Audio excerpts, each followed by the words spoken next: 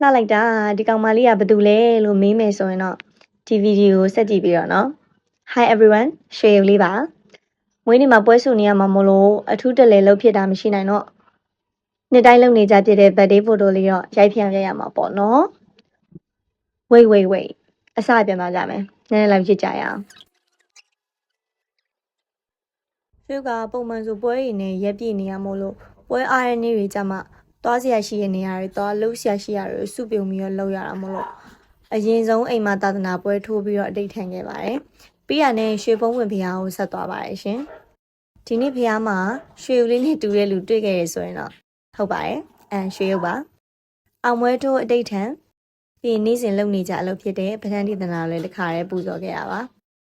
တခါတည်းဘာမှမစားရသေးလို့ဖုံဖုံကြောင့်မှထမင်းဝင်စားလိုက်ပါသေးတယ်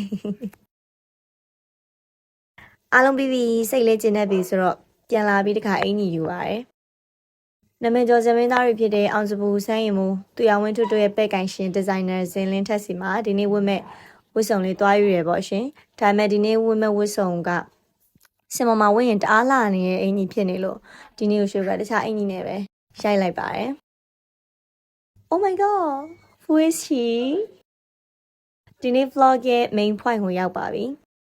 အိမ်နဲ့လည်းနေတဲ့ time of love မှာပဲအချိန်မကုန်ရလေအောင် makeup hairstyle dress jewelry ပါအပီးစီ package ယူပြီးတော့ birthday photo ရိုက်ခဲ့ပါတယ်ရှင်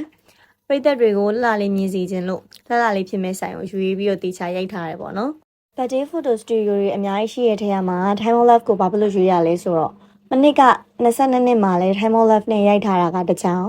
ပြီးရင်ဒီက makeup artist အမနဲ့ရှုံနဲ့ good relationship ရှိတာကတကြောင် dress ဝတ်ပေးတဲ့ညီမလေးတွေကလည်းတေချာခရူးဆိုင်ပြီးတော့အစားအဆုံးစိတ်ရှိရှိနဲ့လုပ်ပေးရတာတကြောင် cameraman အကိုကလည်းအသေးစိတ်ကအစားအကုန်လုံးကိုလိုက်ကြည့်ပြီးတော့သပင်အစလေးထွက်နေတာအဆုံးထမိန်ရည်ဒီနာမညီတာအစားအကုန်လုံးလိုက်ကြည့်ပြီးတော့ခရူးတစ်ဆိုင်နဲ့စစ်ဆက်နဲ့စိတ်ရှိရှိနဲ့ရိုက်ပေးတာကတကြောင်ပေါ့ဒါရီအားလုံးပေါင်းပြီးတော့မှနှစ်တိုင်းရိုက်ဖြစ်နေရပါရှင်ဒီမှာ new fans လေးတွေ့ရနဲ့သူတို့နဲ့လည်း TikTok လေးရိုက်ပေးပါဆိုလို့ TikTok သုံးဖို့ရိုက်ပေးလိုက်ရပါသေးတယ်ဒုက္ခရောက်တာကတော့ဓာတ်ပုံရွေးရနေရပါပဲဓာတ်ပုံရွေးရဲ့အဆင့်ကိုရောက်ပြီဆိုလို့ရှိရင်ပုံတွေအကုန်လုံးကိုလိုချင်နေရမို့လို့ကိုကြိုက်တဲ့ပုံတွေရဲ့15ပုံပဲရွေးရတာကဘလို့မှမလောက်မငါဖြစ်တယ်ပေါ့နော်အဲ့တော့ Time of Love ကို complaint တက်ချင်တာကတော့နောက်ဆိုလို့ရှိရင် package တွေမှာဓာတ်ပုံလေးတိုးပေးပါလေဒီနေ့ရဲ့လုပ်ငန်းဆောင်တာတွေပြီးသွားပြီဆိုတော့ကျမရဲ့လက်ဆွဲတော့မရှိမဖြစ် supporter များနဲ့အိမ်ပြန်လာပါတယ်ပုံတွေကတော့မွေးနေ့မှာတင်ပေးမှာမို့လို့စောင့်ကြည့်ကြပါနော် bye bye love you all my fans ဒါနဲ့ရွှေမွေးနေ့ပဲနေလေးသိကြလားကောမမှာဖြစ်သွားကြပါအောင်ရှင်